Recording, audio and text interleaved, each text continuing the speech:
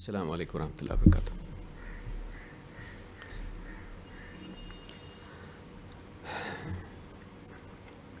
ان الحمد للہ نحمده ونستعینه ونستغفره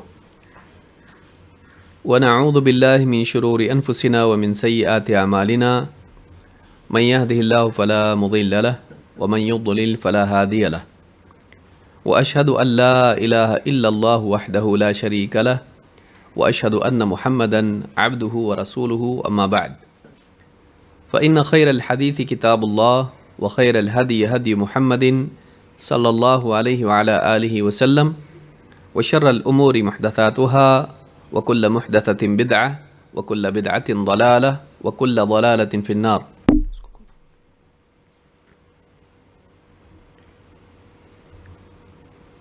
قال اللہ تبارک و تعالی وَلَهُنَّ مِثْلُ الَّذِي عَلَيْهِنَّ بِالْمَعْرُوفِ۔ قابل احترام ماں اور بہنوں، اللہ رب العالمین نے جنت میں جب انسان کو بسایا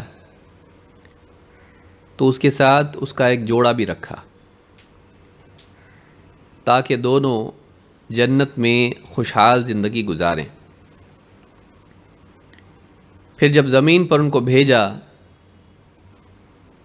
تو ان کے لیے احکام رکھے اور انہیں ایک دوسرے کی تکمیل بنایا، ایک دوسرے کے لیے سکون بنایا، اور ان دونوں سے انسانیت کا سلسلہ بڑھا، اور تب سے لے کے آج تک بلکہ قیامت تک کے لیے فطری طور پر بھی اور شرعی طور پر بھی انسان کے لیے قانون ہے کہ وہ ازدواجی زندگی گزارے گا۔ اسی میں انسان کی عزت اور اس کی عفت کی حفاظت ہے، اور اسی میں انسانیت کی بقا بھی ہے۔ انسانی سلسلہ اسی سے باقی رہتا ہے، اور اسی کے ذریعے سے انسان کی سماجی اور اخلاقی زندگی کی حفاظت ہوتی ہے۔ لیکن معاملہ صرف اتنا نہیں ہے کہ دونوں ایک دوسرے کے لیے تسکین ہیں اور انسانی سماج کے لیے بنیاد ہیں، بلکہ ان کے ساتھ اسی کے ساتھ ساتھ ان کے اپنے اپنے حقوق بھی ہیں۔ مرد کے عورتوں پر حقوق ہیں اور عورت کے مرد پر حقوق ہیں،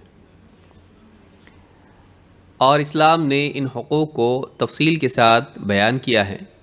اللہ تعالیٰ نے قرآن کریم میں اور رسول اکرم صلی اللہ علیہ وسلم نے احادیث میں دونوں کے ایک دوسرے کے اوپر حقوق بیان کیے ہیں تاکہ ہر ایک دوسرے کا حق ادا کرنے والا بنے۔ ایک مزاج یہ ہے کہ مرد اور عورت اپنے حقوق پر نگاہ رکھیں اور اس کے حاصل کرنے کے لیے لڑیں۔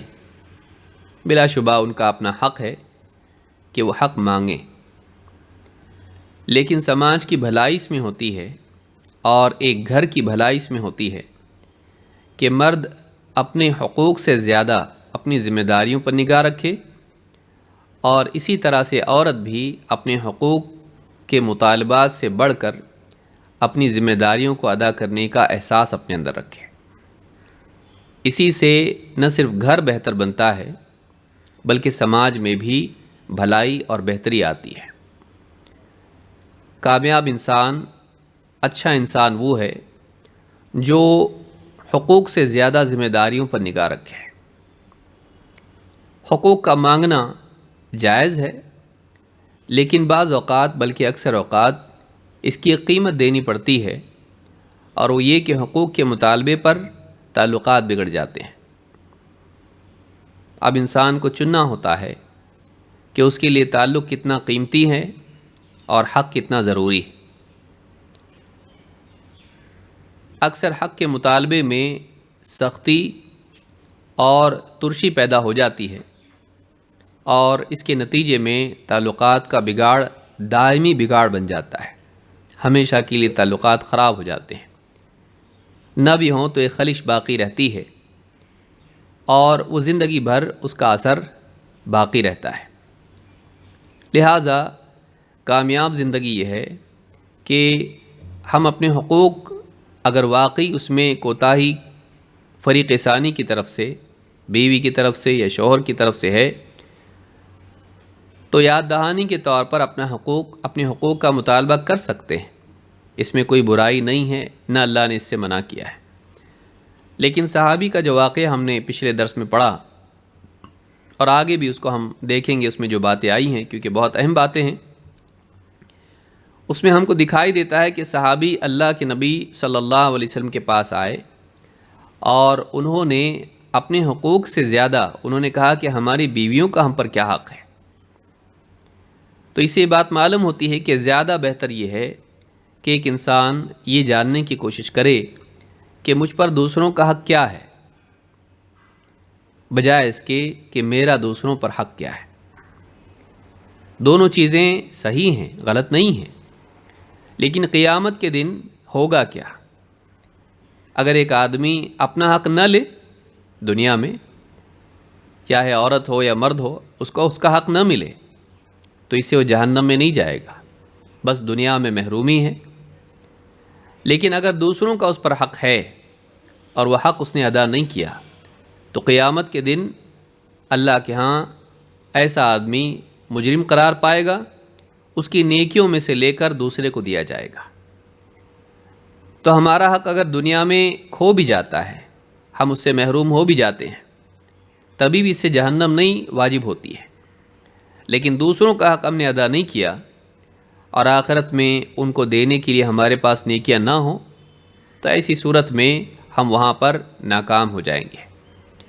لہذا کامیاب انسان وہ ہے، عقل مند انسان وہ ہے جو اپنی ذمہ داریاں یاد رکھے اور معلوم کرنے کی کوشش کرے کہ دوسروں کا اس پر کیا حق ہے، تاکہ قیامت کے دن ذلت و رسوائی سے وہ محفوظ ہو جائے، آخرت میں وہ کامیاب ہو جائے۔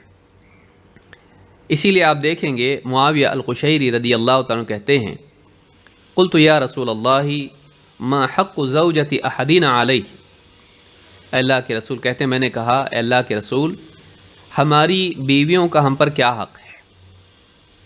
قال ان تطعمها اذا طعمت، آپ نے فرمایا جب تم کھاؤ انہیں بھی کھلاؤ، وتکسوها اذا اکتسیت او اکتسبت، جب تم کھاؤ یا تم کماؤ تو اپنی بیویوں کو بھی تم پہنو تو انہیں بھی پہناؤ، تم کماؤ تو انہیں بھی پہناؤ۔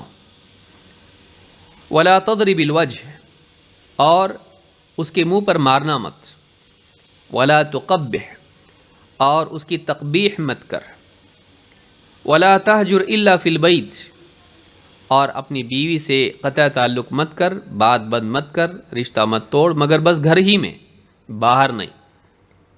قال ابو داود، امام ابو داود کہتے ہیں ولا تقبح ان تقول قبحک اللہ، اس کی تقبیح مت کر کا مطلب یہ ہے کہ اسے یوں نہ کہے کہ اللہ تجھے رسوا کرے، اللہ تیرا منہ بگاڑے۔ تقبیح کرنا، قبیح کہنا کسی کو، اور قباحت کی دعا کرنا، اس کے لیے بد دعا کرنا کہ اللہ تیرا برا کرے یا تیرا چہرہ بگاڑ دے، اس طرح کی بد دعا اس کے لیے کرنا، یہ ولا تقبح میں آتا ہے۔ اس کی تفصیل بھی آگے ہم دیکھیں گے انشاءاللہ۔ اس حدیث کو امام احمد، ابو داود، نسائی اور ابن ماجہ نے روایت کیا ہے اور الفاظ ابو داود کے ہیں۔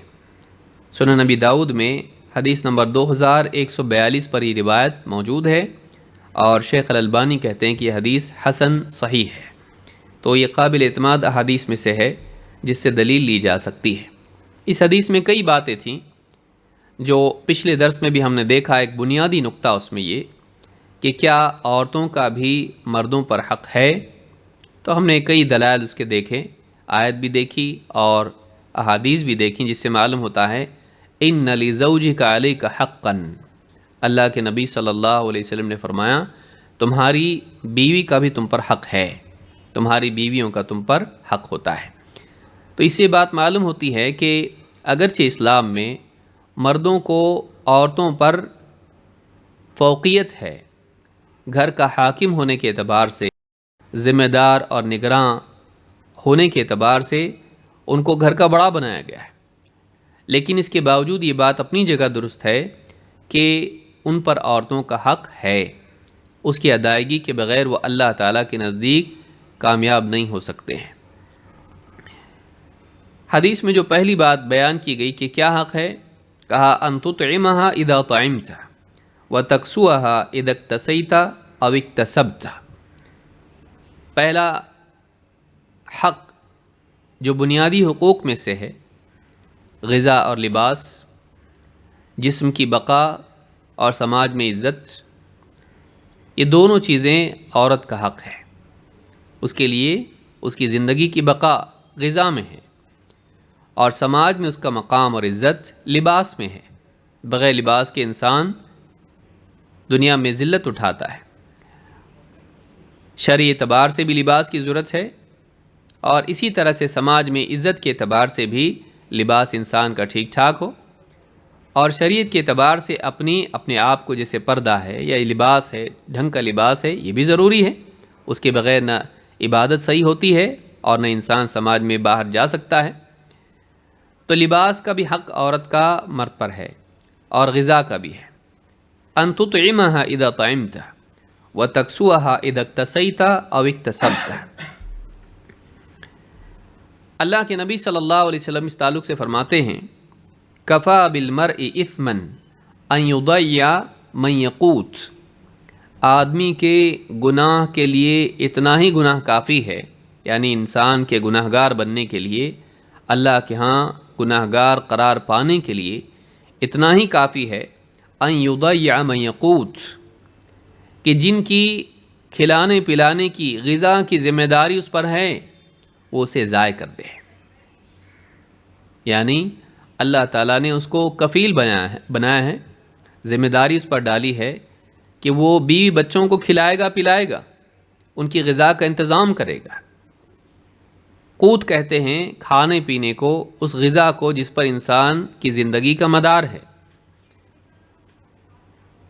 تو آدمی کے گناہ گار ہونے کے لیے اتنا ہی کافی ہے کہ جن کے کھانے پینے کی، جن کی غذا کی ذمہ داری اس پر تھی، وہ ذمہ داری کو ضائع کر دے یا اس غذا کو ضائع کر دے۔ دونوں اعتبار سے بات ہوگی۔ جو اللہ تعالیٰ نے امانت اس کے سپرد کی تھی، ذمہ داری اس کو دی تھی، اس ذمہ داری کو برباد کر دے، نہ نبھائے، یا وہ اس غذا ہی کو ضائع کر دے، تو یہ دونوں چیزیں بری ہیں۔ اس حدیث کو امام احمد، ابو داؤد، حاکم اور بیہقی نے روایت کیا ہے۔ صحیح الجامع صغیر حدیث نمبر 4481، حدیث حسن ہے۔ اس سے معلوم ہوتا ہے کہ وہ انسان گناہ گار ہے جو اپنے ماتحتوں کی غذا کا انتظام نہیں کرتا ہے بلکہ اس کو ضائع کرتا ہے۔ یہاں ضائع کرنے کا جو ذکر کیا گیا ہے وہ خصوصی اس اعتبار سے کہ ایک آدمی مثال کے طور پر کوشش کر رہا ہے لیکن اس کو نہیں ملتا ہے، بھاگ دوڑ کرتا ہے، سب کچھ محنت کرتا ہے، حلال طریقے سے حاصل کرنے کی کوشش کرتا ہے لیکن نہیں ملا، اللہ نے اس کی تقدیر میں اس دن بھوک رکھی ہے۔ تو ایسا انسان گناہ گار نہیں ہے، یہ ضائع کرنے والوں میں سے نہیں ہے۔ لیکن ایک انسان ہے، اس کے پاس پیسہ تھا لیکن بیوی بچوں کو اس نے نہیں دیا، ان کو بھوکا رکھا، یہ ضائع کرنا ہوا، اس نے ذمہ داری ضائع کی۔ یا اس نے وہ پیسہ اڑایا اپنی لذتوں کے لیے، اپنی چاہتوں کے لیے، فضولیات میں، اور بیوی بچوں کو بھوکا رکھا یا ان کی ذمہ داریاں ادا نہیں کی، چاہے وہ لباس کے اعتبار سے ہو یا اسی طرح سے وہ ان کی دوائیوں کے اعتبار سے ہو یا سردی گرمی سے ان کو بچانے کے اعتبار سے، گھر کے اعتبار سے ہو۔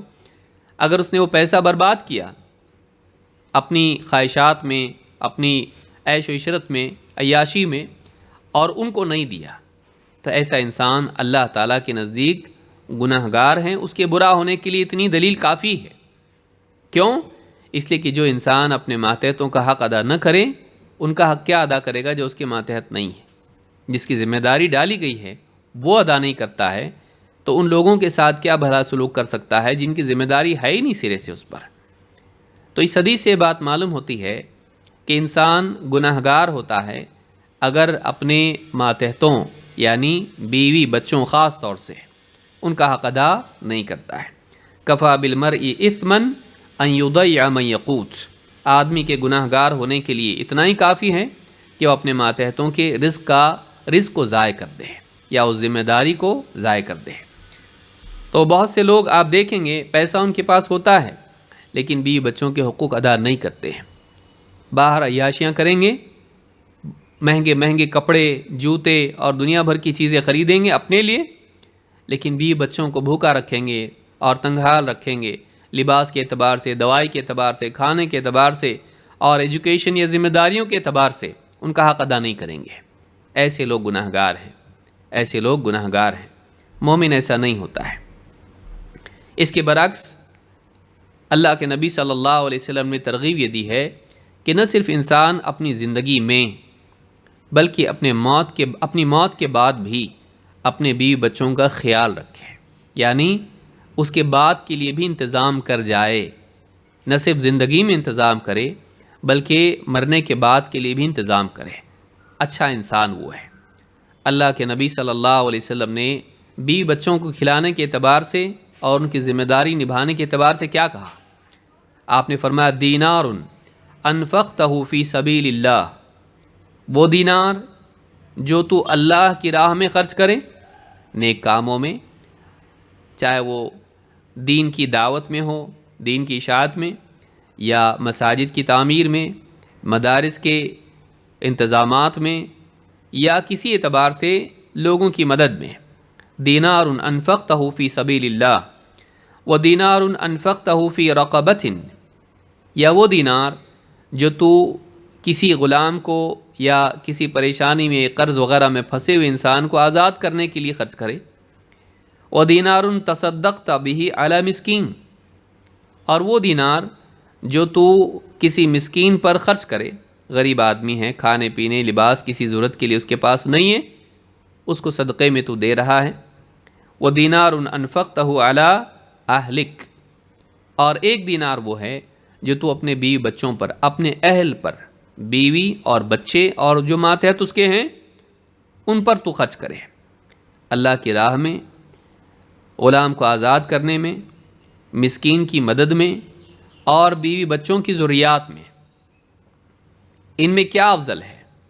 کہا اعظمها اجرا الذی انفقتہ علی اہلک، ان سب میں سب سے زیادہ اجر والا صدقہ یا اجر والا خرچ وہ ہے جو تو اپنے بیوی بچوں پر خرچ کرے۔ یعنی دنیا بھر کے خرچ ہیں، دین کے کام میں خرچ کرنا اپنی جگہ ضروری ہے، لیکن سب سے افضل کیا ہے؟ اعظمها اجرا الذی انفقتہ علی اہلک، ان میں سب میں اجر میں سب سے زیادہ اجر والا وہ ہے خرچ جو تو بیوی بچوں پر کرے، یعنی واقعی ان کی ذمہ داریوں میں۔ یہ نہیں کہ عیاشی میں آدمی خرچ کرتا رہے اور دین کے کام میں کبھی خرچ نہ کرے، یہ نہیں، بلکہ بیوی بچوں کی ضروریات میں، ان کی نیڈز میں اگر انسان خرچ کریں، یہ زیادہ ثواب اور اجر کا ذریعہ ہے، بجائے اس کے کہ آدمی نوافل میں خرچ کرتا رہے، نفل صدقات کرتا رہے، جبکہ اس پر لازم نہیں۔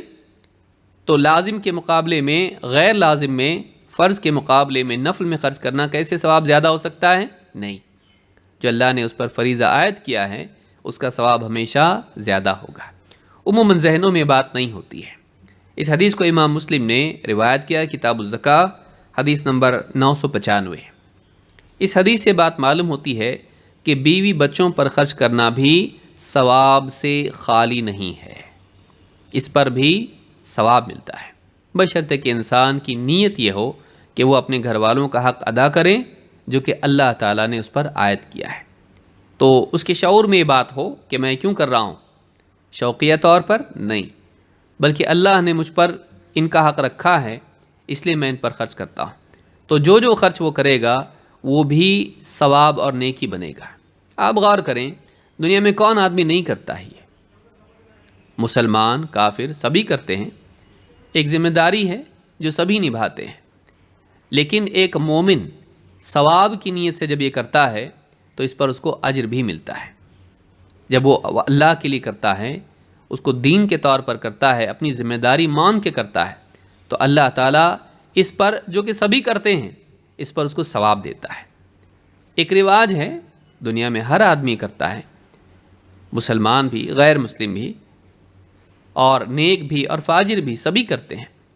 یہ تو ایک دستور ہے کہ کرنا ہی پڑتا ہے بھائی، لیکن اس میں بھی انسان کو ثواب ملتا ہے۔ کیوں؟ اس لیے کہ اس کو دین سمجھ کے کرتا ہے، وہ ذمہ داری سمجھ کے کرتا ہے۔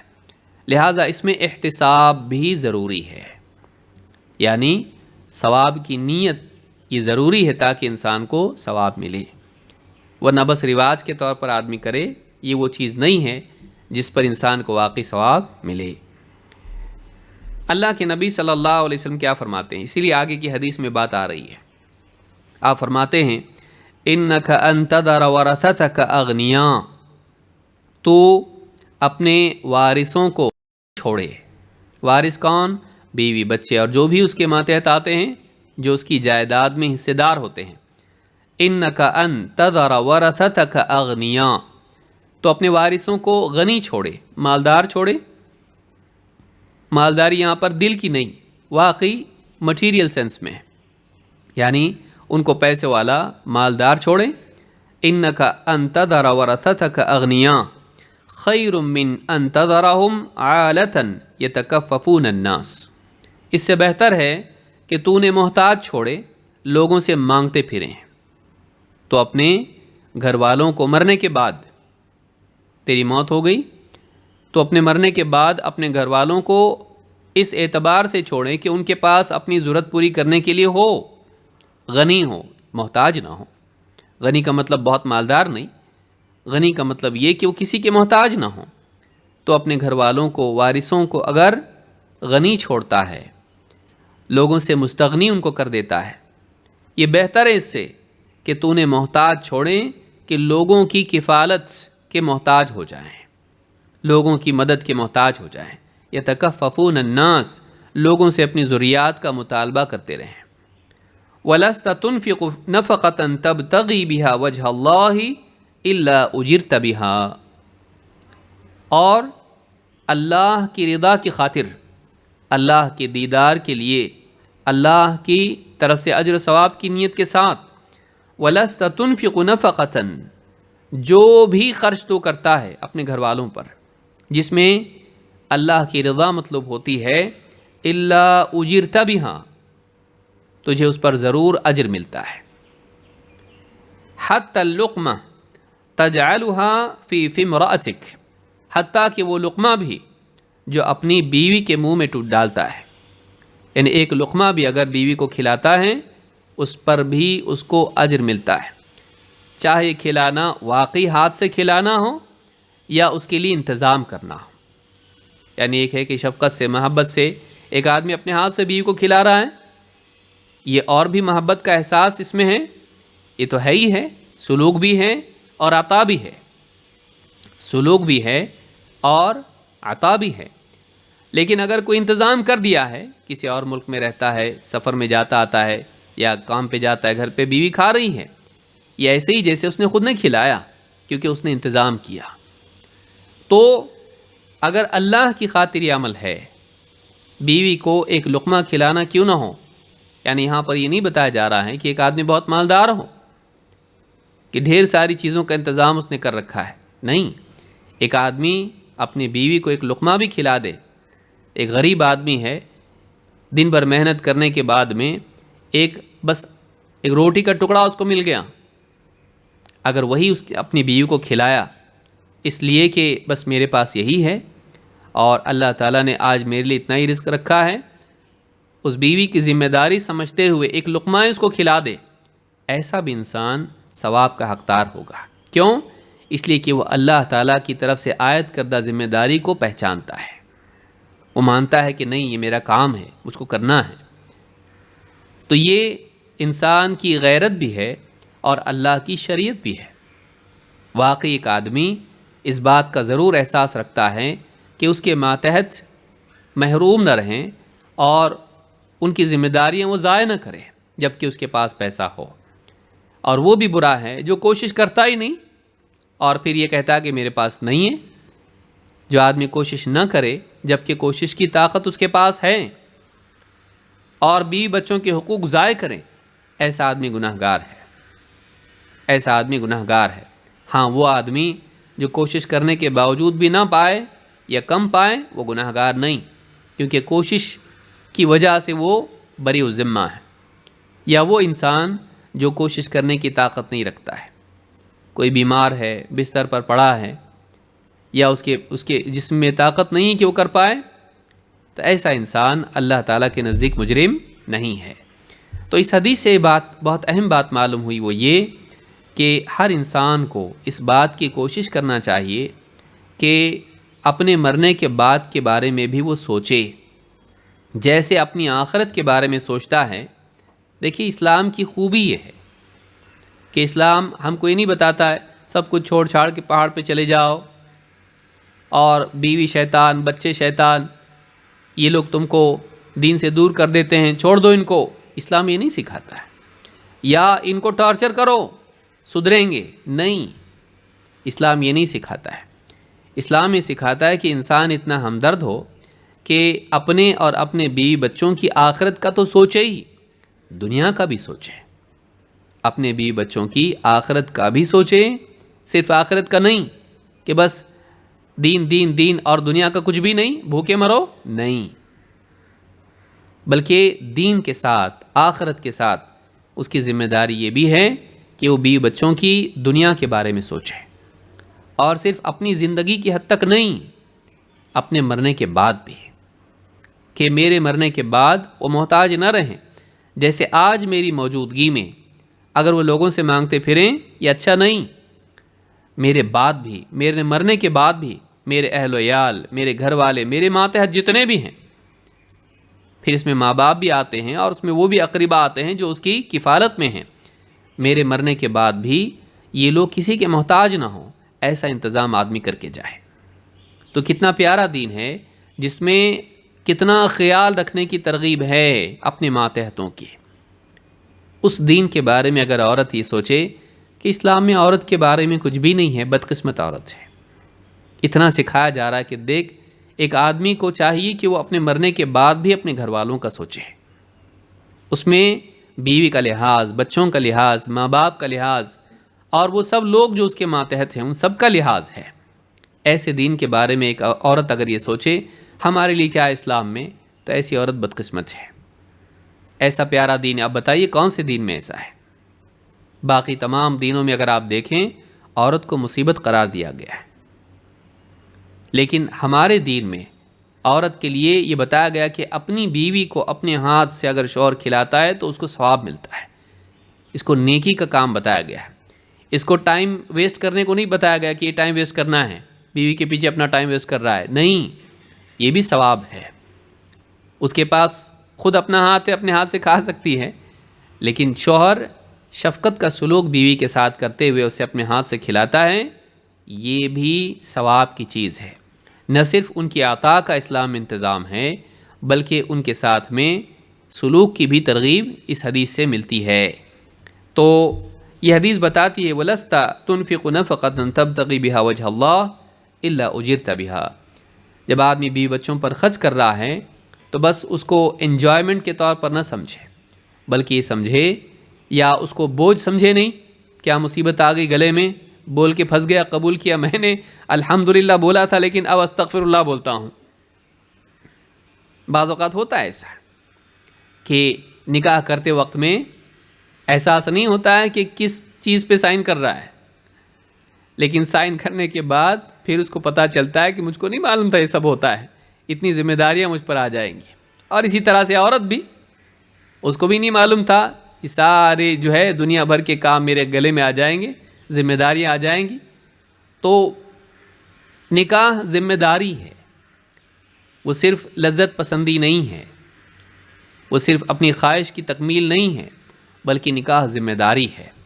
اور عورت سے زیادہ مرد کے اوپر ذمہ داری ڈالی گئی ہے کہ اس کو بہت کچھ کرنا ہے، ہر مسئلہ گھر کا جو بھی آتا ہے، چاہے وہ یعنی دینی اعتبار سے ہو، ذمہ داری ہے، آدمی سے پوچھا جائے گا بیوی بچوں کے بارے میں۔ اسی طرح سے دنیا میں کھانا پینا اور لباس ذمہ داریاں ہیں، مرد پر ذمہ داری، عورت پر نہیں۔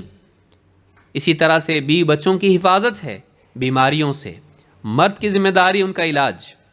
اسی طرح سے خطرہ اگر ان پر آتا ہے، اس کو اپنی جان کی پرواہ نہ کرتے ہوئے ان کی حفاظت کرنا ہے، کہ اگر بیوی بچوں کو بچاتے ہوئے اگر وہ مارا جائے، اللہ کے نزدیک وہ شہید ہے، اس کی ذمہ داری ہے کہ بیوی بچوں کی حفاظت کرے۔ تو یہ ساری ذمہ داریاں مرد پر ڈالی گئی ہیں، عورت کی ذمہ داری کیا ہے؟ عورت کی ذمہ داری یہ ہے کہ شوہر کی غیر موجودگی میں اپنی عزت کی اور اس کے گھر کی اور اس کے بچوں کی نگرانی کریں، حفاظت کریں۔ تو یہ حدیث ہم کو بتاتی ہے، صحیح بخاری میں کتاب المغازی حدیث نمبر 4409 اور صحیح مسلم کتاب الوصیہ حدیث نمبر 1628۔ اس میں ایک بہت اچھی بات معلوم ہوئی، وہ یہ دو باتیں معلوم ہوئی۔ ایک تو یہ کہ بیوی بچوں پر خرچ کرنے میں احتساب ہونا چاہیے۔ احتساب کس کو کہتے ہیں؟ ثواب کی نیت ہونی چاہیے۔ نمبر دو، اگر آدمی اپنی زندگی میں بیوی بچوں کا خیال رکھتا ہے، ساتھ ہی زندگی میں ایسا انتظام کر جائے کہ بیوی بچے مرنے کے بعد بھی محتاج نہ رہیں، یہ عقل مند آدمی ہے۔ چلیے آگے بڑھتے ہیں۔ حدیث میں ایک اور بات آئی، وہ یہ کہ ولا تضرب الوجہ۔ اپنی بیوی سے صحابی نے پوچھا ہمارے بیویوں کا کیا حق ہے؟ آپ نے ایک تو یہ بتا دیا۔ آپ غور کریں حدیث پر، صحابی پوچھ رہے ہیں ہماری بیویوں کا ہم پر کیا حق ہے؟ تو آپ نے شروع میں تو مادی ضروریات کا ذکر کیا، جب تو کھائے اس کو کھلا، جب تو پہنے اس کو پہنا، یا جب تو کمائے اس کو پہنا، تو کھانا اور لباس، بیسک نیڈ۔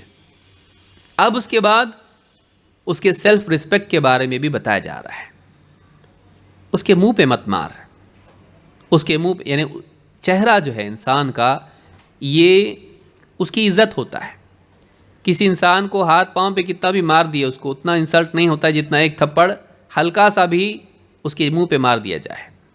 چہرہ انسان کی شخصیت کا نمائندہ ہوتا ہے، اس کی پرسنالٹی ہے وہ، اس کا وجود ہے وہ۔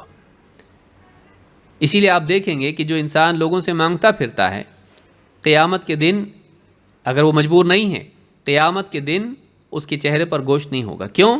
اس لیے کہ دنیا میں اس نے اپنی عزت خراب کی، قیامت کے دن اس کا چہرہ بدنما ہوگا۔ تو چہرہ انسان کی عزت ہوتا ہے۔ چہرہ، جیسے ہم بھی کہتے ہیں نا، دیکھو کیسا غلط کام کیا، اب منہ چھپاتا پھر رہا ہے۔ منہ چھپاتا پھر رہا ہے کیوں کہتے ہیں؟ اس لیے کہ انسان اپنی عزت بچانے کے لیے چہرہ لوگوں کے سامنے نہیں لاتا ہے۔ تو چہرہ انسان کی عزت ہوتا ہے، اور اسی لیے کسی کے چہرے پر تھپڑ لگا دینا اس کی عزت خراب کرنے کے مترادف ہوتا ہے۔ ہمارے سماج میں سبھی اس کو جانتے ہیں۔ بیوی کا بھی اپنا ایک چہرہ ہے۔ ایک آدمی غصے میں آنے کے بعد بعض اوقات عمومی انسان کے مزاج میں بات یہ ہے کہ وہ چہرے پر تھپڑ لگا دیتا ہے اپنی بھڑاس نکالنے کے لیے، بے عزت کرنے کے لیے، منہ پہ مارتا ہے۔ اللہ کے نبی صلی اللہ، اور یہ شوہر طاقتور بھی ہے اور بیوی کے اوپر حاکم بھی ہے، وہ اپنی اتھارٹیز میں سمجھتا ہے کہ میں کر سکتا ہوں یہ۔ اللہ کے نبی صلی اللہ علیہ وسلم نے اذیت پہنچانے سے منع کر دیا، یعنی یہ بھی بیوی کے حقوق میں سے ہے اور اچھے اخلاق میں سے ہے کہ شوہر بیوی کو اذیت نہ پہنچائے، نہ جسمانی نہ روحانی، یا نہ اس کے جسم کو اذیت دے، نہ اس کا دل دکھائے۔ جسم کو بھی اذیت نہیں دے اور دل بھی نہیں دکھائے۔ چہرے پر مارنے سے دونوں ہوتا ہے، اذیت بھی ہوتی جسمانی، اور اس سے بڑھ کر عورت کو جو ذلت محسوس ہوتی ہے منہ پہ مارنے کی وجہ سے، وہ اس کے دل کو تکلیف پہنچتی ہے۔ نہ اس کے جسم کو تکلیف دے، نہ اس کا دل دکھا۔ ولا تضرب الوجہ، اس کے منہ پہ مت مار۔ لیکن یہاں سوال پیدا ہوتا ہے کہ یہاں چہرے ہی کا ذکر آیا ہے، تو کیا عورت پر ہاتھ اٹھایا جا سکتا ہے؟ کیا عورت کو مارا جا سکتا ہے؟ یہ ایک بہت بڑا سوال ہے جو خاص طور سے غیر مسلم اس کو بہت اٹھاتے ہیں۔ اس میں اعتدال ضروری ہے۔ سرے سے کہنا کہ بالکل نہیں، اور سرے سے کہنا کہ خوب مارو، دونوں بھی غلط ہے۔ اسلام نے اس کی حدود مقرر کی ہیں۔ کچھ خاص حالات میں قرآن کریم میں اور احادیث میں اس بات کی اجازت دی گئی ہے کہ شوہر بیوی پر ہاتھ اٹھا سکتا ہے، لیکن وہ حالات کیا ہیں؟ آئیے دیکھتے ہیں۔ قرآن کریم میں سورہ نساء آیت نمبر 34-35، خاص یہ صورت عورتوں ہی کے بارے میں ہے اور خواتین سے متعلق بہت سارے احکام اس میں ذکر کیے گئے ہیں۔ النساء، نساء سے مراد یعنی اس کے معنی عورتیں. الرجال قوامون علی النساء، اللہ تعالیٰ فرماتا ہے مرد عورتوں پر قوام ہیں، قوام ان پر حاکم ہیں. گھر کے معاملات میں، فیملی میٹرز میں ڈیسیجن میکر مرد ہوگا.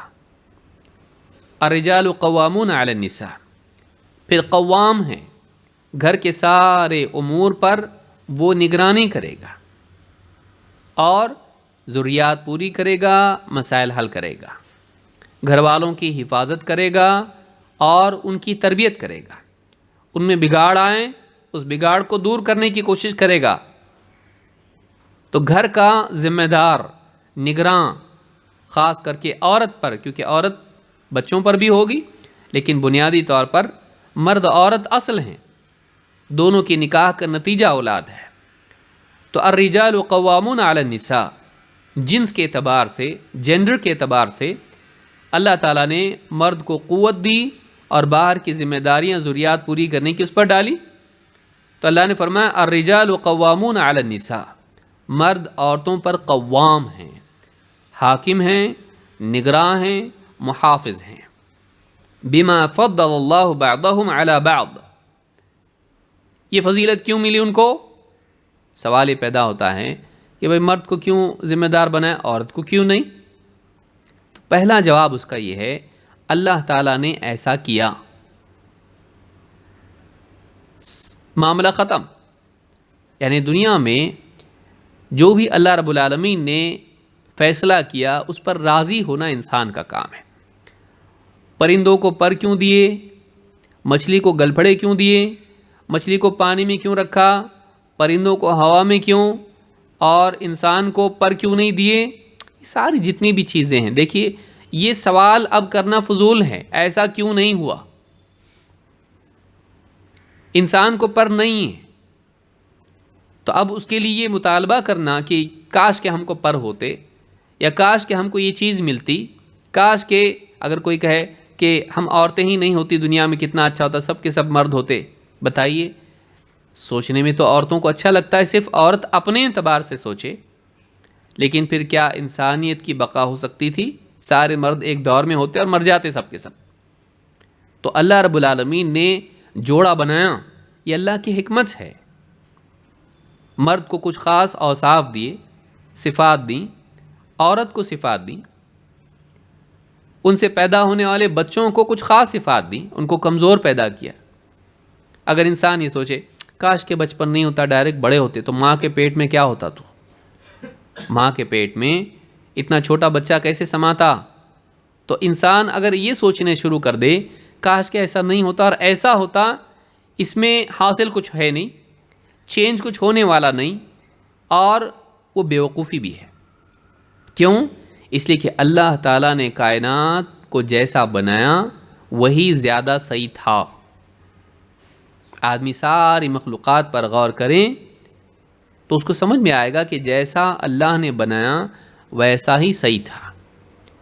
تو اللہ نے چاہے تخلیقی اعتبار سے مخلوقات کو جیسے پیدا کیا، یا اسی طرح سے ذمہ داریوں کے اعتبار سے ہر ایک کو اس کی جگہ پر رکھا. یہ ساری چیزیں اللہ رب العالمین نے اپنے علم اور حکمت سے کیں. اس میں اللہ کی رحمت ہے. ہم اگر اپنا دماغ چلانا شروع کر دیں سب گڑبڑ ہو جائے گا. شروعات یہاں سے نہیں کر سکتے ہیں ایسا کیوں کیا، شروعات یہاں سے کرنی پڑے گی ایسا ہے. اور اگر اللہ تعالیٰ نے ایسا کیا ہے تو اللہ کا فیصلہ صحیح ہے. اللہ تعالیٰ کا فیصلہ نافذ ہوتا ہے، ہوتا وہی جو اللہ چاہے. اب اس پر راضی ہونے سے زندگی صحیح بنتی ہے، ثواب ملتا ہے، اور راضی نہیں ہونے سے حالت بدلتی نہیں ہے، بگڑتی ہے. دنیا میں اتنے موسموں کا ہونا، آگ، ہوا، پانی، مٹی چیزوں کا ہونا، انسان کے جسم میں تغیرات کا ہونا، بچپن، جوانی، پھر بڑھاپا آنا، یا اسی طرح سے انسان کا بیمار ہونا، صحت مند ہونا، یہ ساری جتنی بھی چیزیں ہیں تخلیقی اعتبار سے اللہ تعالیٰ نے کائنات کا نظام جیسا بنایا ہے وہی زیادہ مناسب تھا. نہیں، ہم کو اگر کوئی پوچھے بتاؤ چلو ٹھیک ہے تم چلاؤ، چلا سکتے ہیں؟ نہیں. فیصلے کر سکتے ہیں؟ نہیں. تو اللہ نے جیسا رکھا ہے چیزوں کو، یہ بنیادی جواب ہمارا پہلا یہ ہے، کیوں ایسا، مرد کو کیوں اللہ تعالیٰ نے گھر کا ہیڈ بنایا، عورت کو کیوں نہیں؟ پہلی چیز تو یہ ہے کہ اللہ نے ایسا کیا، بس وہ جو چاہتا ہے، وَيَفْعَلُ اللَّهُ مَا يَشَاءُ، اللہ جو چاہتا ہے کرتا ہے. لیکن بات یہ بھی ہے کہ اللہ رب العالمین کوئی چیز بغیر علم و حکمت کے نہیں کرتا، لہٰذا ہمیشہ اس بات کو مان کے چلنا چاہیے، اسی میں بھلائی ہے، اسی میں خیر ہے، چاہے ہم جانیں یا نہ جانیں. کبھی ہم کو معلوم ہوتا ہے اور کبھی معلوم نہیں ہوتا ہے. اگر معلوم نہ ہو تو حکمت کا انکار نہیں کیا جا سکتا ہے. تو مرد کو اللہ تعالیٰ نے قوام بنایا، گھر کا فیملی ہیڈ بنایا، کسی نہ کسی کو تو بنانا پڑتا. اگر عورت کو نہیں بنایا گیا، آج شکایت کر رہی ہے، نہیں اگر ہم کو بننا ہوتا تو ہم بنیں گے. لیکن اگر بنا دیا جاتا تو شکایت بھی ہوتی، ہم کو کیوں بنا دیا؟ ہمارے اتنے سارے مسائل ہوتے ہیں، مہینے کے مسائل ہیں، پھر پریگننسی کے مسائل ہیں، کمزوری ہماری اتنی ہے، پھر ہمارے لیے پردے کا بھی مسئلہ ہے، اور ہمارے اوپر ذمہ داری ڈال دی، گھر کا خرچ چلاؤ. عورت وہاں سے بھی شکایت کرتی. ممکن ہے ساری عورتیں نہیں کرتی، لیکن کچھ عورتیں پھر بھی کرتی، تو مسئلہ حل نہیں ہوگا. اور کسی ایک عورت کے دنیاوی اعتبار سے صلاحیت مند ہونے اور جسمانی اعتبار سے قوی ہونے کی بنیاد پر ساری عورتوں کے بارے میں فیصلہ کیا جا سکتا ہے؟ نہیں. جیسے ایک بچہ ہے جو تیز دوڑ سکتا ہے، باقی ساری کلاس کے بچوں کو کہیں دوڑ کے ساتھ، نہیں چلے گا. ایک بچے کی بنیاد پر باقی لوگوں کو، ہم سارے بچوں کو ایسا نہیں کرتے ہیں. ایک آدمی کی بنیاد پر، ایک عورت کی بنیاد پر پوری نسل اور پوری انسانیت کو اس کے تابع نہیں کیا جا سکتا. دیکھو وہ کرتا ہے، تم کیوں نہیں کر سکتے؟ جیسے کوئی انسان اپنے بچے سے کہے کہ دیکھو فلانے پڑوسی کا بچہ کتنے سارے مارکس لیتا ہے، تو کیوں نہیں لیتا؟ بھائی وہ ہے. دونوں میں فرق ہے، سمجھنے کا فرق، صلاحیت کا فرق، ہر چیز کا فرق ہے. کسی اور پر قیاس کر کے نہیں کہا جا سکتا کہ تو ایسا بن. تو اللہ رب العالمین نے جو دونوں میں فرق رکھا ہے ایک دم واضح ہے. مرد میں قوت ہے، عورت کمزور ہے، جسمانی طور پر بھی، ایموشنلی بھی. بعض لوگوں نے ایکسپیریمنٹ کیا اس پر، اور کئی ایکسپیریمنٹس ہو چکے ہیں اس پر. آج بھی آپ دیکھیں، یعنی ایک ایکسپیریمنٹ انہوں نے کیا، لڑکے اور لڑکیاں دونوں کو ایک پنجرے میں قید کر دیا، روم میں قید کر دیا، اور دیکھیں گے کیا کرتے ہیں. تو انہوں نے دیکھا کہ، اور ایسے کئی ایکسپیریمنٹس ہوئے، میں ایک مثال کے طور پر بیان کر رہا ہوں. تو انہوں نے دیکھا کہ جو لڑکے تھے وہ سلاخ توڑنے یا کچھ کر کے اوپر جمپ کرنے یا اس طرح سے کچھ کرنے کی کوشش کرنے لگے کہ باہر کیسے نکلیں گے، اور لڑکیاں جو ہے وہ شور مچانے لگیں، چلانے لگیں، کچھ رونے لگیں. تو یہ جو مزاج ہے، عورت کے اندر کمزوری ہے. فسادات میں کیا ہوتا ہے آپ دیکھیے، اگر زلزلہ آ جائے اچانک کیا ہوگا؟ عورتوں کو دیکھیے، مردوں کو دیکھیے. فسادات ہو جائیں کیا ہوگا؟ مردوں کو دیکھیے، عورتوں کو دیکھیے. ٹھیک ہے کچھ عورتیں بہادر ہوتی ہیں، لیکن کسی ایک عورت کے یا 10 عورتوں کے یا 100 عورتوں کے بہادر ہونے کی بنیاد پر پوری انسانیت کا فیصلہ نہیں ہو سکتا ہے نا. تو عورت میں اللہ رب العالمین نے نسوانیت، کمزوری اور نرمی رکھی ہے. مرد میں سختی، مضبوطی رکھی ہے، جسمانی اعتبار سے بھی اور ایموشنل لیول پر بھی. کچھ عورتوں کا ایکسیپشن قانون کو نہیں بدل سکتا ہے. ایکسیپشن کی بنیاد پر قانون نہیں بنتے، استثناءات کی بنیاد پر قانون نہیں بنتا ہے. قانون بنتا ہے عمومی حالت دیکھ کر.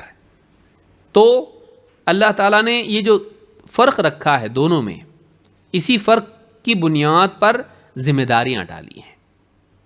عورت میں نرمی، شفقت ہوتی ہے، بچوں کو عورت کے حوالے کیا گیا ہے. اسی لیے کہا کہ وَالْمَرْأَةُ رَاعِيَةٌ عَلَى بَيْتِ زَوْجِهَا وَوَلَدِهِ، عورت سرپرست ہے، نگراں ہیں شوہر کے بچوں پر، یعنی اس کے بچوں پر اور گھر پر. عَلَى بَيْتِ زَوْجِهَا وَوَلَدِهِ، تو اولاد شفقت کی محتاج ہوتی ہے، خصوصی طور پر اولاد کو تابع کر دیا گیا ماں کے. اسی لیے آپ دیکھیں گے کہ اگر بچے چھوٹے ہیں اور بیوی شوہر میں خلا ہو جاتا ہے یا طلاق ہوتا ہے تو ایسی صورت میں وہ چھوٹے بچے جو ہیں وہ ماں کے حوالے ہوں گے، الا یہ کہ عورت نکاح کرے۔ تو آپ دیکھیں کہ اللہ تعالیٰ نے بچوں کو ماں کے حوالے کیا، کیوں؟ اس لیے کہ بچوں کی ضروریات پوری کرنے اور انہیں شفقت دینے کے اعتبار سے ماں ہمیشہ فوقیت رکھتی ہے باپ کے مقابلے میں، الا یہ کہ کبھی کوئی اور کیس ہو، کوئی ماں سخت دل ہو اور باپ نرم دل ہو سکتا ہے، لیکن یہ کبھی کبھی ہوتا ہے۔ عمومی مزاج عورتوں کا یہ ہوتا ہے کہ اپنے بچوں کے لیے بڑی شفیق ہوتی ہیں، ان کے لیے تکلیفیں برداشت کرتی ہیں، باپ نہیں کرتا ہے، باپ غصہ ہو جاتا ہے، بچہ پیشاب کر دے، دونوں کا ری ایکشن آپ دیکھیے، ماں شفقت کرتی ہے، صفائی کرتی ہے، کھانا چھوڑ کے اس کے لیے اٹھتی ہے، لیکن باپ برداشت نہیں کر پاتا ہے، بچے کو فوراً ماں کے حوالے کر دیتا ہے۔ تو یہ جو چیز ہے یہ ماں کا مزاج ہے، عورت کے اندر یہ چیز ہے، اس لیے اللہ نے ذمہ داریوں کا فرق رکھا ہے، اور باپ کو ایک خاص ذمہ داری دی، یہ فیملی ہیڈ ہوگا، فیملی کی سیکیورٹی اور پروویژن اس کے ذمہ ہے۔ میں تفصیل سے اس لیے سمجھا رہا ہوں کیونکہ برابری کا جو نعرہ دنیا میں لگ رہا ہے، دونوں برابر ہیں، دونوں برابر نہیں ہیں، دونوں برابر حقوق کے اعتبار سے ہو سکتے ہیں، صلاحیتوں کے اعتبار سے نہیں۔ اسی لیے آج بھی دیکھیے باکسنگ کی میچ ہوگی تو کیا کرتے ہیں، دونوں کو ساتھ میں رکھتے ہیں، عورت اور مرد دونوں لڑیں گے، آج بھی نہیں ہے، کیوں برابری نہیں اس میں؟ ایک گھوسا مار دے گا رنگ کے باہر چلی جائے گی، ایک ہی ویٹ کلاس کے ہیں، اکی دکھی عورت کوئی ہوگی جو بہت ماہر ہوگی، ورنہ آدمی اور عورت دونوں آپ دیکھیے دونوں کا جھگڑا کون جیتے گا، پٹائی کر دے گا اس کی۔ اسی لیے عورتوں کے کیس زیادہ ہیں، کوئی مرد جا کے بولتا ہے پولیس میں بیوی نے ماری مجھ کو، کتنے کیسز ہیں ایسے، بیوی نے میری پٹائی کی، روز مارتی ہے مجھ کو، نہیں ہوتا ایسا، عورتیں جاتی ہیں کہ میرا شوہر میری پٹائی کرتا ہے، کتنے کیسز ہیں آپ دیکھیے، ڈومیسٹک وائلنس کے کتنے کیسز ہیں، اور اس میں مردوں کے عورتوں پر ظلم اور عورتوں کے مردوں پر ظلم، دونوں میں آپ ریشو دیکھیے۔ تو مرد کو اللہ نے قوت دی ہے، اس قوت کی بنیاد پر وہ فیملی کا ہیڈ ہوگا، کیونکہ فیملی کی حفاظت چاہے وہ یعنی ٹرائبل لائف ہو یا سماج میں یعنی شہروں کی زندگی ہو، اس کے ذمہ حفاظت ہے گھر کی، وہ گھر کا ہیڈ رہے گا۔ اور ایموشنل سٹیبلٹی مرد کی زیادہ ہوتی ہے عورت کے مقابلے میں، اور یہ فیکٹس ہیں، اس کے اوپر پورے میں اسٹیٹسٹکس نہیں دینا چاہتا، یہ عام طور سے دیکھنے میں آتا۔ عورت بہت جذباتی ہوتی ہے، عورت جذباتی ہوتی ہے اور اکثر جذبات میں فیصلے لے لیتی ہے، اور ایسے وقت میں بہت نقصانات بھی اس کو ہوتے ہیں۔ تو اس بنیاد پر اور کرائسس کے اندر عورت ڈیل نہیں کر پاتی ان چیزوں کو، ساری عورتوں کی بات نہیں ہے، لیکن عموماً عورت میں مزاج ہوتا ہے، عمومی عورتوں میں یہ مزاج ہوتا ہے۔ اسی لیے آپ دیکھیے ریپ کیسز جو روزانہ آ رہے ہیں اخبارات میں، ٹیلی ویژن پر، یا وہاں کیسز جو آ رہے ہیں، آپ بتائیے کتنے کیسز ہیں کہ عورت نے مرد کے اوپر ریپ کیا، اور کتنے کیسز ہیں جو مردوں نے لڑکیوں کی زندگی برباد کی، آپ دیکھیے، یہ حقائق ہیں، ان کا انکار نہیں کیا جا سکتا ہے۔ عورت کمزور ہے اور مرد طاقتور اس کے مقابلے میں، اللہ نے بنایا اس کو ایسا، اللہ نے بنایا اس کو، نہ صرف انسان بلکہ جانوروں میں بھی آپ دیکھیے ماتحتی اس طرح کی رکھی ہے اللہ تعالیٰ نے، چاہے وہ یعنی جنگلی جانور ہو یا انسان ہو، اللہ رب العالمین نے جینڈر میں ایک کو دوسرے پر قوت زیادہ دی ہے، فوقیت رکھی ہے۔ آخرت میں بھلے وہ نیکیوں میں آگے بڑھ جائیں، تقویٰ میں ہو سکتا عورت مرد سے زیادہ ہو، سمجھداری میں عقل مندی میں ہو سکتا عورت زیادہ ہو، لیکن یہ کہ حفاظت کے اعتبار سے اور گھر کی ذمہ داری کے اعتبار سے مرد کو اللہ تعالیٰ نے ہیڈ بنایا، کسی نہ کسی کو تو بننا تھا، اللہ تعالیٰ نے طے کر دیا، یہ کوئی بھی نہ ہو، دونوں ہوں، ایک میان میں دو تلوار نہیں ہوگا، کسی ایک کو بنانا پڑے گا۔ تو اللہ نے مرد کو بنایا ہے، کہا کہ بما فضل اللہ بعضهم علی بعض، اس لیے کہ اللہ تعالیٰ نے بعض کو بعض پر فضیلت دی ہے، ختم، اللہ نے بنا دیا، ماننا پڑے گا تم کو، یہاں سے شروعات کرو، ورنہ کوئی آدمی کہے کہ بچوں کی آزادی کیوں نہیں، آج بھی ملک میں 18 سال تک بچی اپنا نکاح خود سے نہیں کر سکتی ہے، ماں باپ اس کے ذمہ دار ہوتے ہیں۔ اب لڑکی کہنے لگی نہیں، کیوں، میں میری مرضی کی مالک ہوں، قانون ہے، ماں باپ کتابیں اس کو کر دیا گیا ہے، ماں باپ کلیم کر سکتے ہیں، بچی کو لے جا سکتے ہیں واپس، اگر کوئی بھگا کے لے بھی جائے اس کو، ماں باپ 18 سال کے اندر، 18 سال کے بعد نہیں کرتے ہیں، قانون ہے ہمارے یہاں پر ہے، کسی ملک کا اور قانون ہو سکتا ہے، لیکن آپ دیکھیے 18 سال ہونے تک بھی لڑکی اپنا ڈیسیجن نکاح کا نہیں لے سکتی ہے. کیوں؟ قانون ایسا ہے، قانون ایسا ہے. تو اس تعلق سے آپ دیکھیں گے کہ کہیں نہ کہیں کسی نہ کسی کو سماج میں ماتحت کیا جاتا ہے، ماتحت کسی نہ کسی کو کسی کرنا ہی پڑتا ہے ایسا. تو اللہ رب العالمین نے عورت کو ماتحت کر دیا ہے شوہر کے. الرجال قوامون علی النساء بما فضل اللہ بعضهم علی بعض، اس لیے کہ اللہ تعالیٰ نے بعضوں کو بعض پر فضیلت دی ہے، یہ اللہ کی طرف سے ہے. وبما انفقوا من اموالہم، اور اس لیے بھی کہ مرد اپنے مال میں سے عورتوں پر خرچ کرتے ہیں، یعنی فیملی کے فائنینشیل معاملات کا نگراں مرد ہے، ساری ذمہ داری مرد پر ڈال دی گئی ہے. کھانا پینا، لباس، دوائیاں، اسی طرح سے زیورات سے لے کر اور بھی جتنی ذمہ داریاں، گھر کی ذمہ داری، سب کی سب اللہ تعالیٰ نے مرد پر ڈالی ہے. ظاہر بات ہے کہ وہ جب پرووائڈ کر رہا ہے تو اس کی بات نہیں. اب بچہ بھی جب کمانے لگتا ہے گھر والے سنتے ہیں اس کی، اور بیوی بھی جب کمانے لگتی ہے شوہر کو سننا پڑتی ہے اس کی، اور بعض اوقات اس کی وجہ سے گھر میں تناؤ بھی پیدا ہوتا ہے. تو اللہ تعالیٰ نے ذمہ داری کس پر ڈالی ہے؟ فائنینشیل، مرد پر.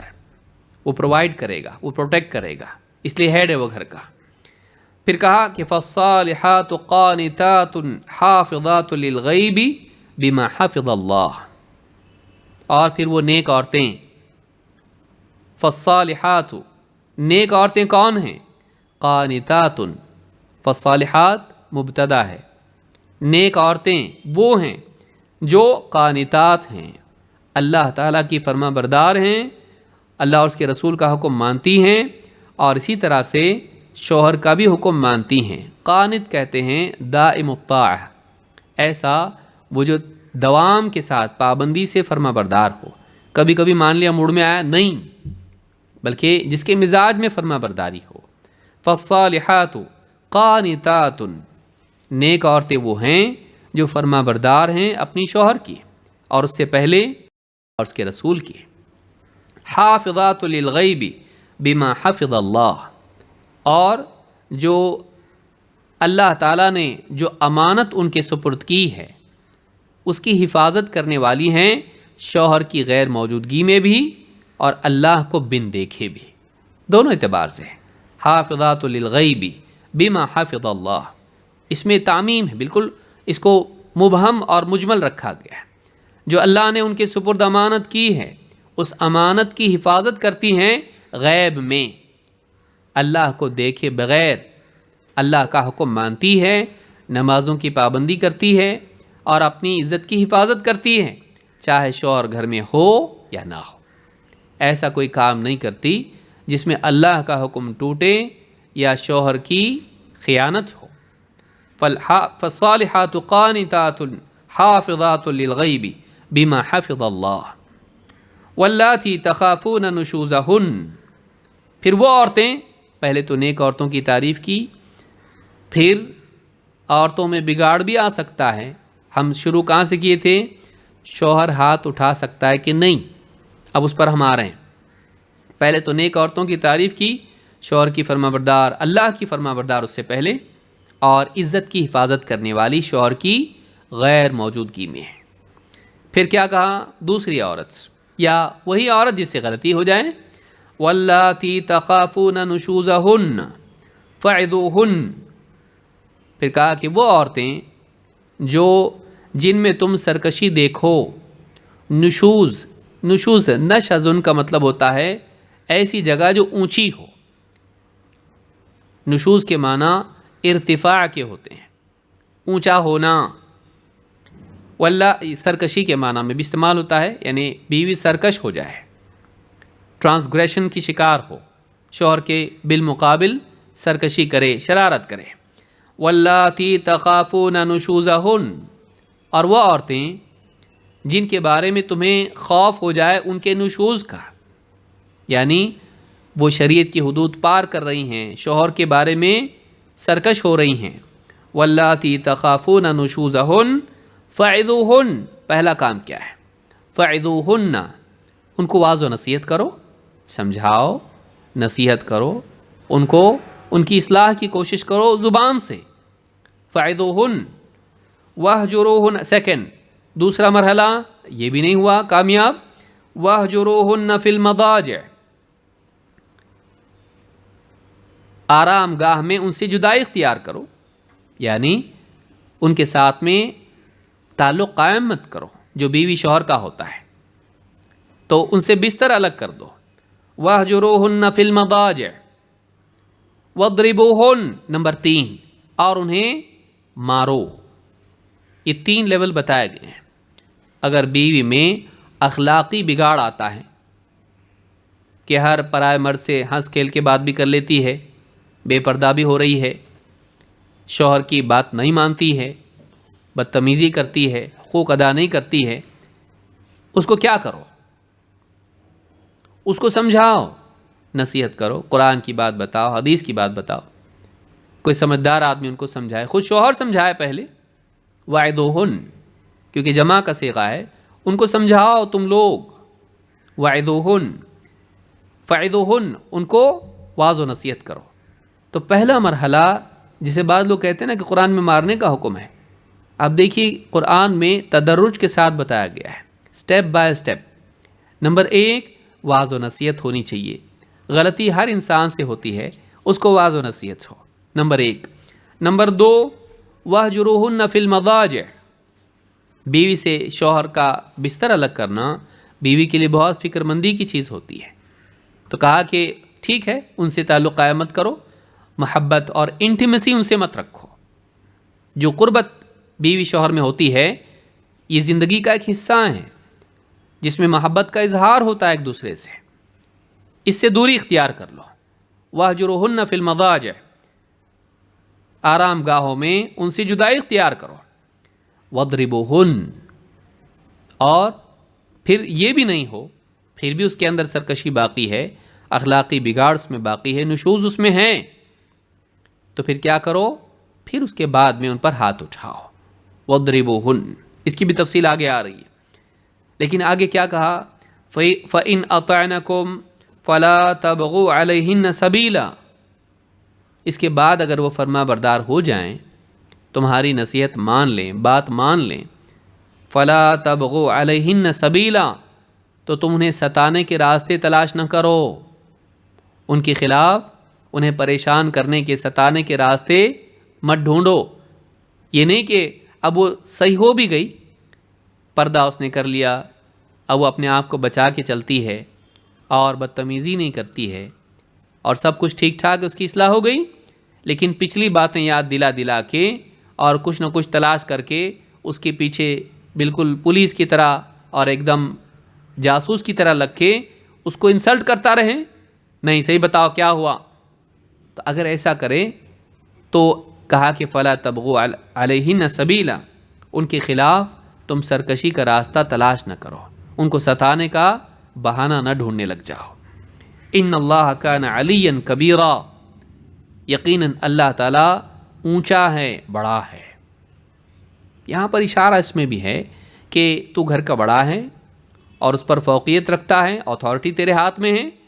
اس بات کو یاد رکھ کہ اس اتھارٹی کا غلط استعمال کرے گا، اپنی بڑائی کا غلط استعمال کرے گا، باسنگ کرے گا اس کے اوپر ستانے کے لیے، تو یاد رکھ کہ تجھ سے اوپر اللہ ہے، اللہ اونچا ہے، بڑا ہے. اگر وہ تجھ کو پکڑنے پر آئے، سزا دینے پر آئے تیری غلطی پر، تو کیا کرے گا؟ تو یہاں ڈرایا گیا ہے اللہ کے علو اور اس کی بڑائی کو ذکر کر کے. پھر کہا وَإِنْ خِفْتُمْ شِقَاقَ بَيْنِهِمَا فَابْعَثُوا حَكَمًا مِّنْ أَهْلِهِ وَحَكَمًا مِّنْ أَهْلِهَا. معاملہ بگڑ گیا، وہ اس کی نہیں سنتی، یہ اس کی نہیں سنتا، یا تناؤ بڑھتے بڑھتے بڑھتے یہ سارے مرحلے ختم ہو گئے. اب دونوں چاہ رہے ہیں کہ نہیں، میں ساتھ میں نہیں رہوں گی، وہ کہہ رہا میں نہیں رہوں گا، یا اس طرح کی کچھ بات ہو گئی، دونوں میں شقاق کی صورت پیدا ہو گئی، دونوں ایک دوسرے کے ساتھ نہیں رہنا چاہتے، ناراضگی بڑھتے بڑھتے نفرت میں تبدیل ہو گئی اور نفرت مفارقت کی حد تک پہنچ گئی، سپریشن کی بات ہو رہی ہے۔ وَإِنْ خِفْتُمْ شِقَاقَ بَيْنِهِمَا، اگر تمہیں ڈر ہو جائے کہ دونوں کے درمیان جدائی ہونے کے امکانات پیدا ہو گئے ہیں، فَبْعَثُوا حَكَمًا مِّنْ أَهْلِهِ وَحَكَمًا مِّنْ أَهْلِهَا، تو آدمی کے رشتہ داروں میں سے ایک حکم، فیصل، ڈیسیجن میکر، اور عورت کے رشتہ داروں میں سے ایک حکم، ان دونوں کو بھیجو معاملہ حل کرنے کے لیے۔ ان کو چنو کہ لڑکے کی طرف سے ایک آدمی، لڑکی کی طرف سے ایک آدمی، یہ دونوں مل کے آپس میں بات کریں گے۔ ان کا ہونا ضروری نہیں ہے کہ لڑکا بھی بیٹھے لڑکی بھی بیٹھے اور اس کے اندر دھوم ہو، ایک دوسرے کی عزتیں اچھالیں، نہیں، یہ دونوں بیٹھ کے آپس میں بات کریں۔ لڑکا لڑکے والا لڑکے سے پوری بات سنے، اس کی شکایتیں اور اس کے مطالبات، وہ نمائندہ ہو، کیونکہ وہ ایموشنلی اٹیچڈ اس میں نہیں ہے، آؤٹ آف دا باکس ہے وہ۔ لیکن آدمی جس کا اصل معاملہ ہے وہ جذباتی ہے، وہ جذبات میں بھرا ہوا ہے، وہ بات ٹھیک سے کر نہیں پائے گا، بنانے کے بجائے بگاڑنے کے چانسز زیادہ ہیں۔ اسی طرح سے عورت ہے، وہ بھی جذباتی ہے، جھگڑا بڑھ چکا ہے، بات کرے گی، ہو سکتا ہے ایسے انداز میں بات ہو کہ دوریاں پیدا ہوں، تو کیا کرو، ان میں سے ایک سمجھدار آدمی، ان میں سے ایک سمجھدار آدمی ہے، یہ نہیں کہ ان کی فوج اور ان کی فوج، دونوں مل کے آپس میں لڑ کے اور بھی زیادہ چھوٹے مسئلے کو بڑا بنا دیے۔ بعض اوقات ایسا بھی ہوتا ہے، اس کے رشتے والے اس کے رشتے والے، ان کے ایگو آپس میں ٹکراتے ہیں، بننے والا معاملہ بھی بگاڑ دیتے ہیں۔ بعض اوقات بیوی شوہر پیچھے سے فون پہ بات کر رہے ہوتے ہیں اور یہ لوگ آپس میں لڑ رہے ہوتے ہیں، پھر لوگ بولتے دیکھ ہم نے تیرے لیے اتنے لڑا ہے، سب سے جھگڑا مول لیا، اب تو اس سے کمپرومائز مت کرنا، اور لڑکی والے بھی ایسا کرتے ہیں۔ بعض اوقات یہ لوگ خود بگاڑنے والے ہوتے ہیں۔ کہا کہ ان میں سے ایک سمجھدار آدمی، ان میں سے ایک سمجھدار آدمی، دونوں مل کے آپس میں بات کریں۔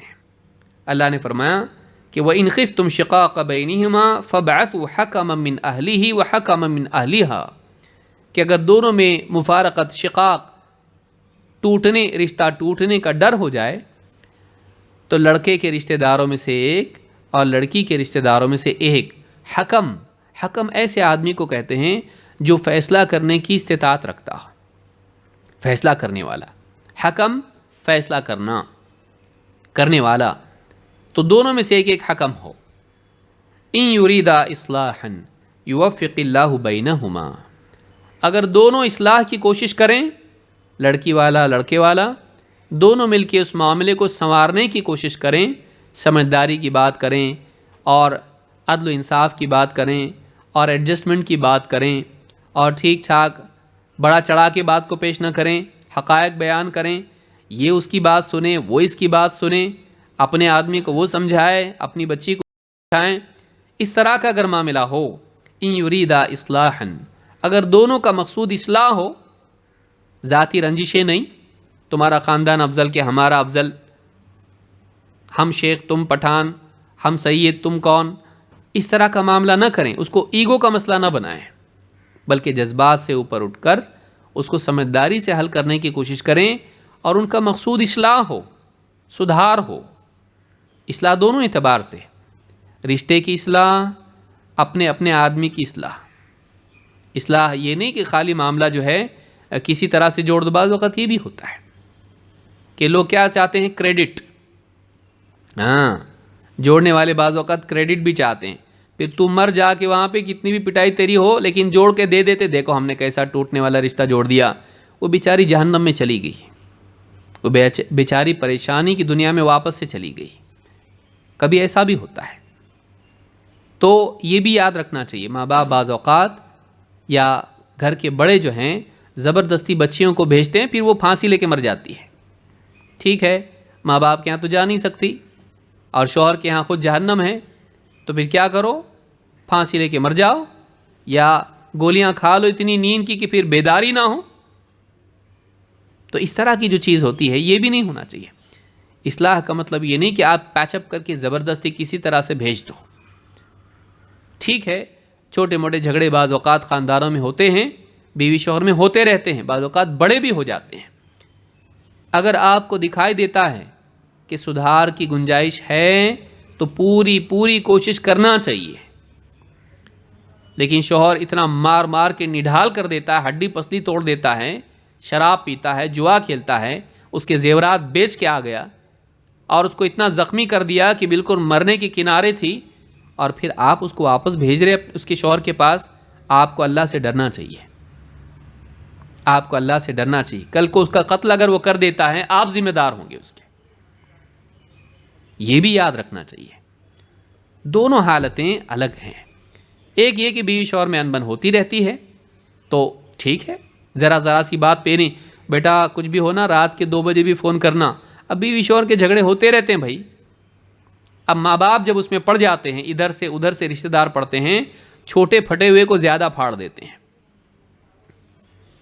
بچیوں کو تربیت یہ دی جائے، تمہارے مسئلے تم حل کیا کرو، بہت بڑا کچھ ہو تو بتانا، یہ نہیں کہ ذرا سا آج کھانا ٹھیک نہیں بنا، ڈانٹ دیا، رو رہی فون پہ، اب ماں اس کو بتا رہی دیکھ ایک کام کر، ایسا مت کر، ویسا کر، ساس کے ساتھ ایسا ٹرک کر، شوہر کے ساتھ یہ ٹرک کر، پورا سال زندگی بھر کی ٹریننگ اس پہ انڈیل رہی ہے۔ رشتے خراب کر دیتی ہیں مائیں بعض اوقات، بہنیں بعض اوقات۔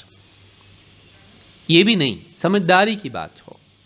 چھوٹے موٹے جھگڑے بیوی شوہر میں ہوتے رہتے ہیں، ان کو خود نپٹنے دیا جائیں۔ صبح میں جھگڑا ہوا، شام میں ٹھیک ہو جاتا، شام میں ہوا، اگلے دن ٹھیک ٹھاک ہو جاتا۔ اس ایموشنل حالت میں ماں باپ اس میں جنگ میں کودے نہیں بیوی شوہر کے درمیان، بلکہ انہیں خود سے سنورنے دیں، ٹھنڈا ہونے دیں۔ برتن کو اگر آپ رکھ دیں اپنے آپ ٹھنڈا ہو جاتا کچھ دیر کے بعد، جب تک گرم ہے چھونا نہیں اس کو، ٹھیک ہے چھوڑ دو اس کو، ٹھنڈا ہو جائے گا اپنے آپ، کچھ کرنے کی ضرورت نہیں ہے۔ تعلقات میں بگاڑ بعض اوقات بیوی شوہر میں ہوتا ہے، کچھ وقت کے بعد ٹھیک ٹھاک ہو بھی جاتا، اپنے آپ ہوتا۔ وہ جاب پہ چلا گیا، یہ گھر پہ برتن پٹکتی رہی، شام میں آیا وہ مٹھائی لے کے آیا، سوری بولا، یہ بھی بولی نہیں غلطی مجھ سے ہوئی تھی، میں غصے میں آ کے آپ کو بول دی، ہو گیا، دونوں کا پیچ اپ ہو جاتا اپنے آپ۔ اس دوران میں جب فون کر کے گھر والوں کو بتاتی ہے اور وہ اپنی بہن کو شیئر کرتا، وہاں جا کے معاملہ بگڑتا، دونوں بتاتے دیکھ تو پیچھے مت ہٹنا۔ شوہر کو سکھا رہی بہن، دیکھ تو پیچھے مت ہٹ، یہی موقع ہے، گردن پہ پاؤں رکھ ورنہ سر پہ بیٹھ جائے گی۔ یہاں سے اس کو بتا رہے دیکھ آج ایسا کیا کل زیادہ کرے گا، ابھی سے سوچ اس بارے میں، ایسا کر کھانے میں نمک زیادہ ڈال، کبھی مرچ زیادہ ڈال دیں، کبھی شکر کم کر دے چائے میں، تھوڑا اس کو بھی لذت چکھا، ستا اس کو، فرسٹریٹ ہونا چاہیے، وہ سیدھا ہو جائے گا۔ یا اس کو دھمکی دے، میرے چاچا پولیس میں، یا مہیلا منڈل میں جاؤں گی، کورٹ میں جاؤں گی، گھسیٹوں گی، ریکارڈنگ شروع کر اس کی، جب جھگڑا ہوتا ہاں ریکارڈنگ کر اس کی، ہم کو بھیج ریکارڈنگ۔ یہ جب شروع ہو جاتا ہے معاملہ بننے والا بھی بگڑتا ہے۔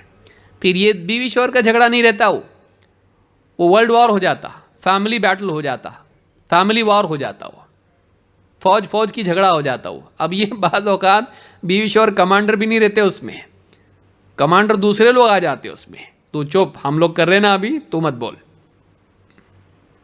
یہ لوگ پھر جو ہے بھیڑ میں پیچھے چلے جاتے فوجی، ان کی جنگ ہوتی ہے جو دوسرے لڑ لیتے ہیں، بلکہ بعض اوقات تو پیچھے کے دروازے سے یہ دونوں مل لیتے ہیں۔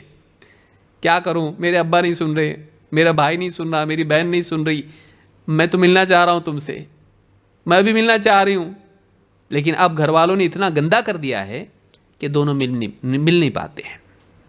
یہ بھی نہیں ہونا چاہیے۔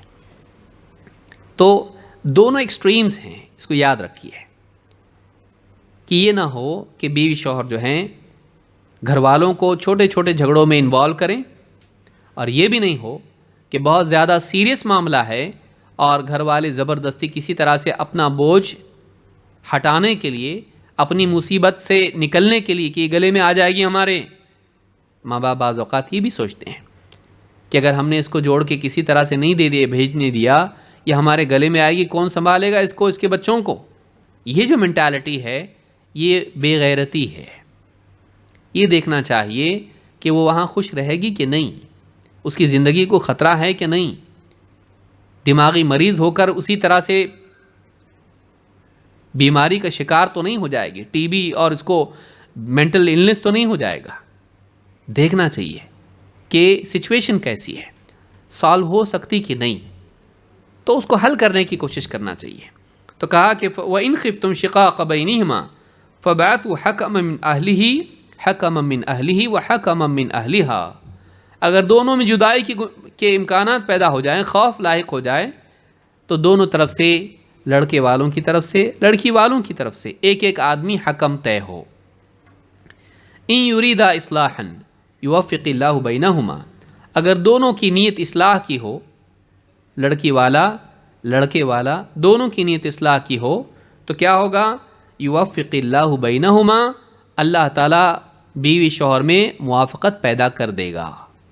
اگر وہ صحیح سلیقے سے اصلاح کی کوشش کرتے ہیں، افراد کی ہو یا رشتے کی ہو، تو اللہ تعالیٰ ان دونوں میں توفیق پیدا کر دے گا، موافقت پیدا کر دے گا بیوی شوہر میں. ان اللہ کان علیما خبیرا. یقیناً اللہ تعالیٰ علم والا ہے، خبر رکھنے والا ہے. یہ سورہ النساء کی آیت نمبر 34-35 ہے. آپ دیکھ رہے ہیں کتنی تفصیل سے اس میں یہ بات بیان کی گئی. اس سے زیادہ بہتر کیا ہو سکتا ہے؟ آپ بتائیے، اس سے زیادہ بہتر کیا ہو سکتا ہے؟ تو رشتہ بنانے کے اعتبار سے اور رشتہ بچانے کے اعتبار سے جو مناسب ہے، یہ سارا اس میں بتایا گیا ہے. لیکن پہلے مرحلے میں آپ دیکھیں کہ یہ نہیں کہا کہ شوہر اس کو سارے گاؤں میں لے جائے معاملے کو، میری بیوی ایسی ہے سارے گاؤں میں اس کو نہیں. کہا کہ خود واعظ و نصیحت کر. فَعِظُوهُنَّ.